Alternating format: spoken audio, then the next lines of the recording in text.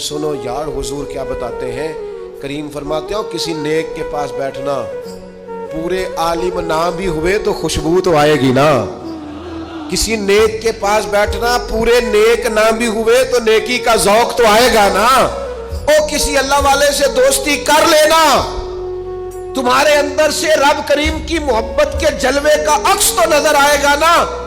کسی حضور کی محبت میں رونے والے کے پاس بیٹھنا، اس رونے والے کو دیکھ کے ہی تمہاری آنکھ سے کوئی نہ کوئی آنسو تو کریم کے لیے نکلے گا ہی نا۔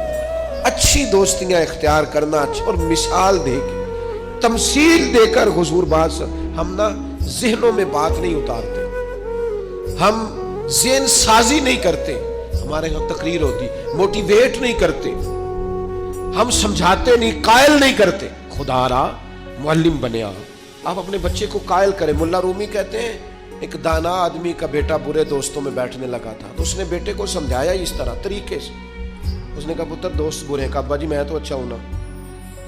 باپ چپ کر گیا، اس نے کہا بحث نہیں کر دے، بچے کو سمجھایا۔ اس نے کہا جب 5 کلو صاف ستھرے بہترین سیب لے کے آپ بازار سے بلایا، اس نے کہا سونے ہیں نا ماشاءاللہ، کہا اچھے ہیں۔ فرمایا اب اس طرح کر 5 کلو گلے سڑے بھی لا۔ وہ لایا تو اس نے ایک ٹوکری میں ڈال کے رکھ دیے، رات پڑے رہے، سویرے جب وہ نکالے کچھ تو گل گئے تھے، اور جو گلے نہیں تھے بدبو ان میں سے بھی آ رہے۔ وہ کہنے لگا پتر تو ٹھیک ہے، پر جو تیرے ساتھ ہے وہ ٹھیک ہے۔ جب آپ بچوں کے ذہنوں میں باتیں اتاریں گے نا، توانائی دیں گے، پھر معاملہ بہتر ہوگا۔